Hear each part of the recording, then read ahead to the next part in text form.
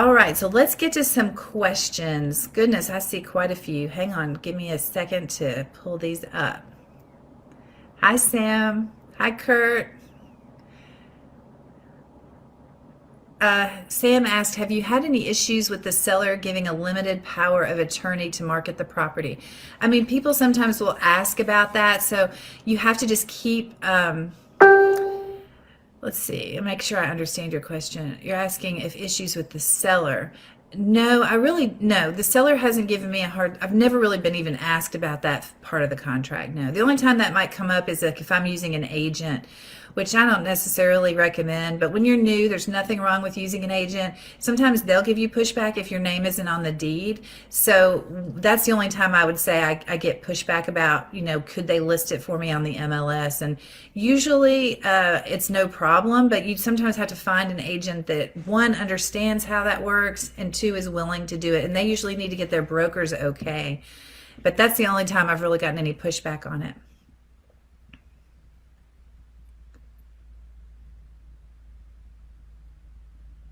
Okay, I see a question from Kirby Waters. What details should you have when selling to the buyer?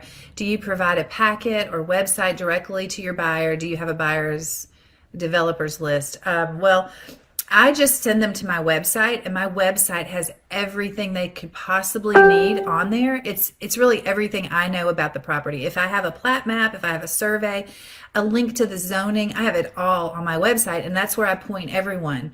So I'm trying to be everywhere I can be online, and I'm also sending all that online traffic back to my website where everything I know about the property is listed. Okay, hope that answers your question.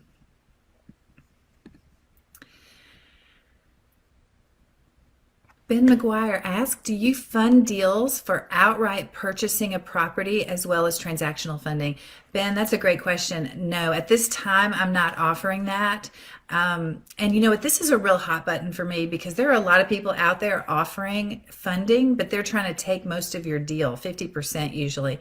My funding is 1% of the deal. So it's worthwhile. If you participate in my training, you'll learn exactly how I do everything. And then when you bring me a deal, it's like a no-brainer for me to just transactionally fund it for you and only cost 1%.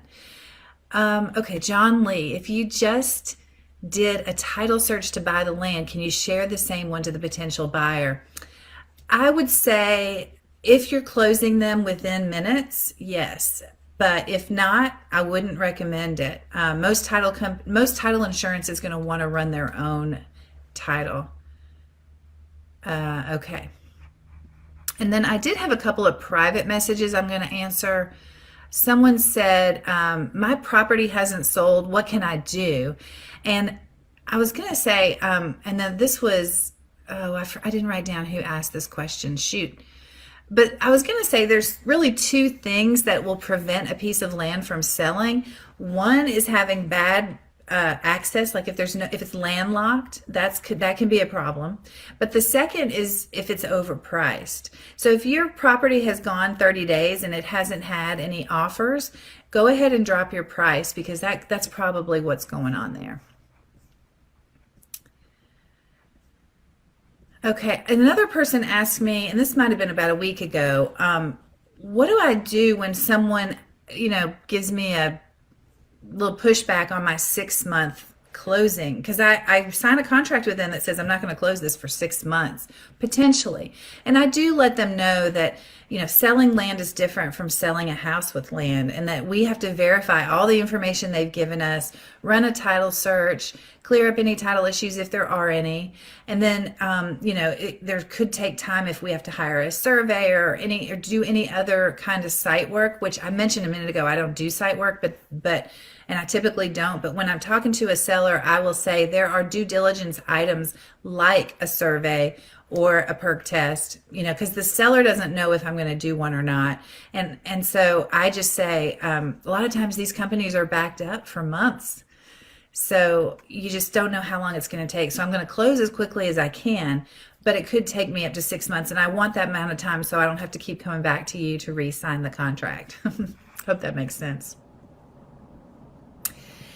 And then one other person sent me a message on private message that said, what does it cost for a closing title agent?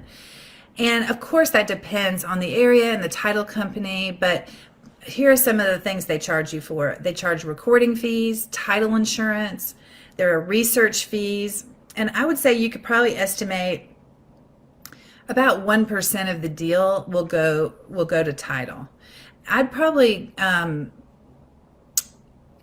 Google search an example HUD statement, which HUD stands for Housing and Urban Development, or an ALTA statement. Some agencies call it an ALTA.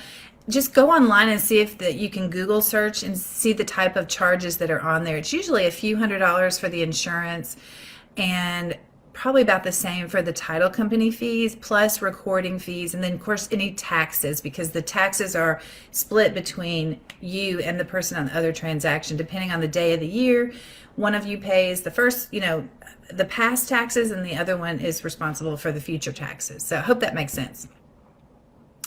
And I think I mentioned it about the transactional funding. I'm basically offering it for 1% and a $50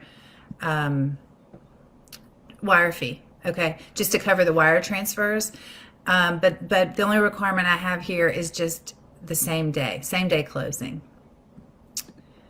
All right. Thanks for that question, Ben. Okay, John Lee says, I know you answered this before, but it's hard for me. What if the landowner sees your ad and is upset about the price you're selling it at? I know it does not legally matter, but part of the job is building relationships with the seller. Well, John, you didn't say much about how they found out. I mean, it's not a huge secret. You said in your contract that you might list it on the MLS. So you're an investor, and if you're using my letter, it says very clearly in the letter that I'm an investor, and that's why you're seeing it there. It's happened to me before. Yeah, they sometimes get upset, but at the end of the day, you did disclose it to them. Hope that helps. What I love about land flipping is that it produces higher profits than flipping houses for less work and in less time. Way less work.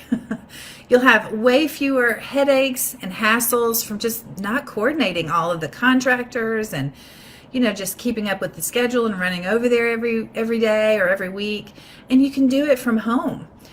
You can totally start it as a side hustle because you can do it in just a couple hours a week. And there's really only a fraction of the people flipping land compared to those people flipping houses. There's not a lot of competition. And you don't have to worry about ever visiting the property or fixing anything. And so far this month, I've closed 2 deals for roughly $160,000 profit. Okay, profit.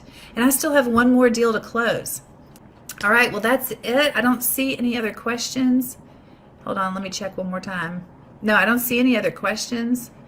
So reach out to me anytime, post a question on this page or send me a private message, or you can email me at chris@landflipping101.com. I do spend time hanging out in the Facebook group every day. It's lots of time, and answering your messages. I am personally answering them. So please reach out if I can help you with anything.